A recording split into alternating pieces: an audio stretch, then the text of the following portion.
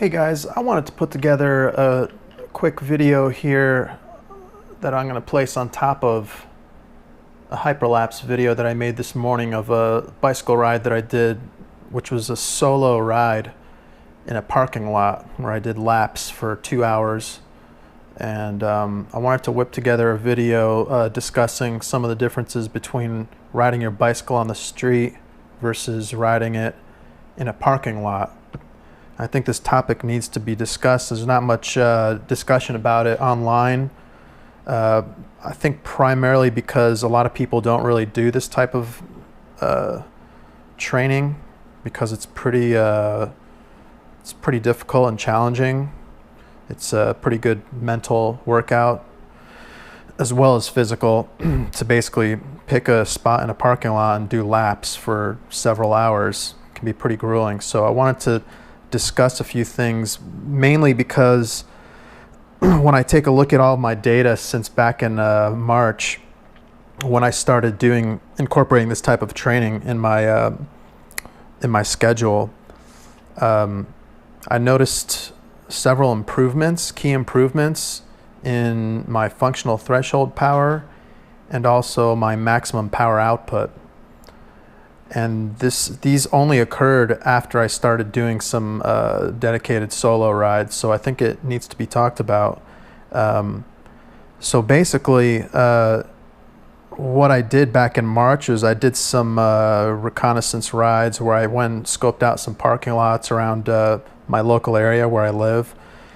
And I found a really good parking lot that was, for the most part, pretty quiet and closed off to most external traffic. And I used that data as well as Google Maps and some satellite views and some distance markers to kind of plot out 2 courses in the parking lot that I could basically mold into a shape where I can essentially do laps and I can choose 2 different courses. So I did exactly that. And so in regards to bicycle training, you have pretty much 3 options. You can ride your bicycle on the street with a group or solo. You can ride in a parking lot, solo or with some friends. Or you can ride indoor on your trainer by yourself or with a group at a gym or whatever, what have you. So there's some differences between the 3, and I wanted to focus mainly on the parking lot thing and indoor and the streets. So like I'm going to discuss 4 main differences that I came up with between riding in the parking lot and also riding on the streets or indoor. So the first thing,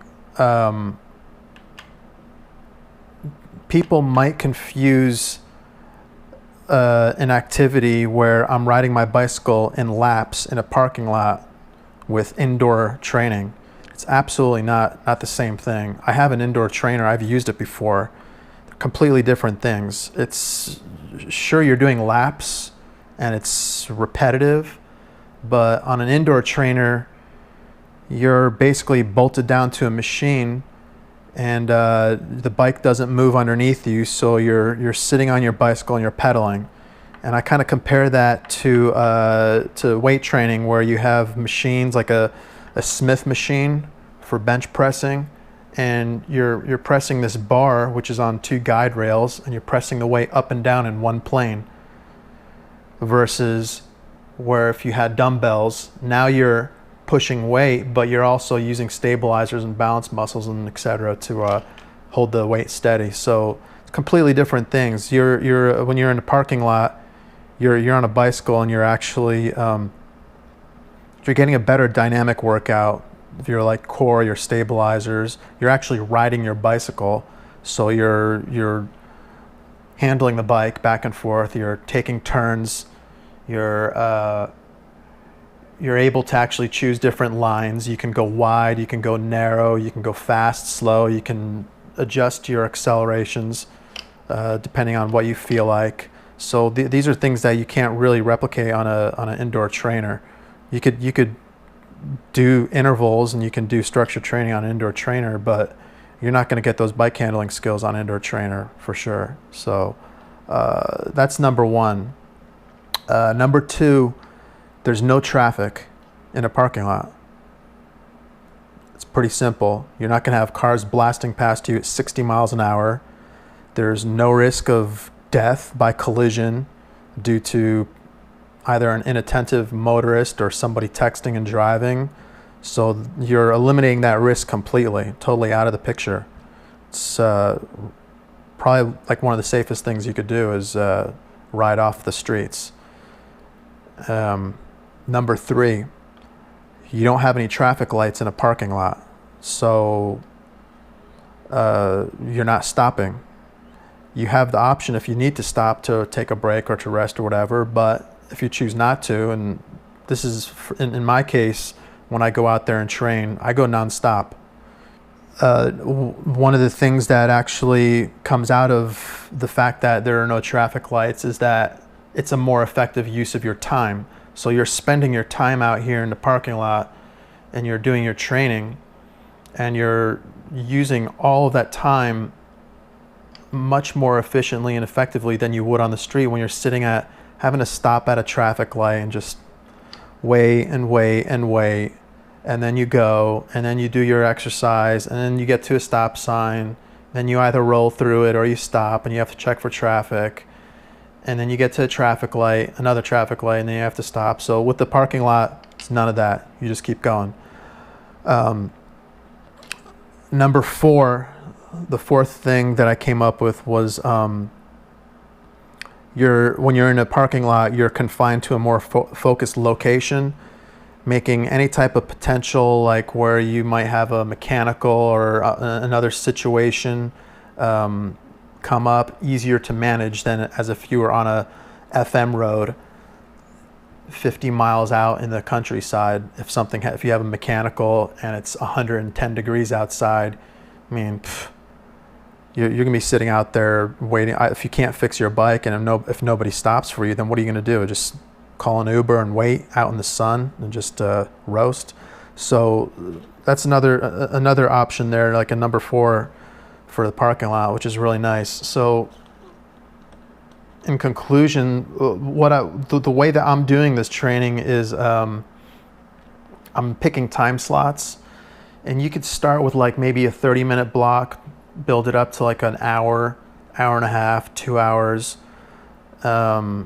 Just go out there, just find a spot that's pretty quiet and map it out on Google Maps, come up with a course, and just go out there with your bike and your Strava. And if you have a power meter, that's even better. Then you can watch your average watts and you can see how your watts, how you can manipulate your watts and your power output and speed. You get just as much good training out in a parking lot than you would on the street, because you still have to fight winds when you're going into a headwind. You'll have tailwinds. You're going to be doing all this work on your own. You're going to be turning your bike a lot more, which is going to build you into a stronger rider.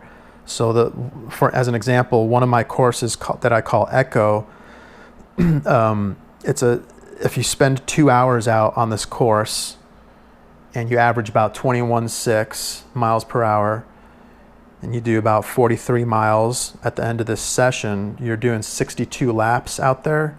So when you do 62 laps on this course, the way I mapped out this course, I'm turning my bicycle 310 times to the left, and I'm hitting a right-hand hairpin and a left-hand hairpin 62 times each at the end of this session. So it's a total of basically 310 plus 120, 420, 430.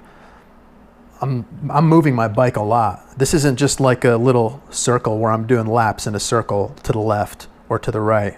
One of my courses is kind of like that, and it's not really challenging at all, but you can make a challenging course out there, throw a lot of turns in there, throw some hairpins, and it'll really sharpen your skills up, and It'll build your endurance and your strength.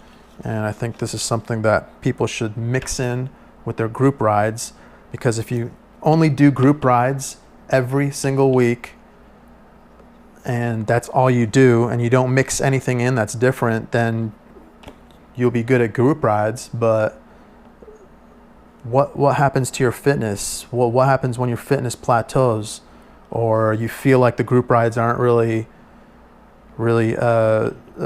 putting a dent in in what you're trying to accomplish? Do some solo stuff out in the parking lot. Guarantee it's gonna help you out. That's a wrap. I'm checking out of this bitch. See y'all later.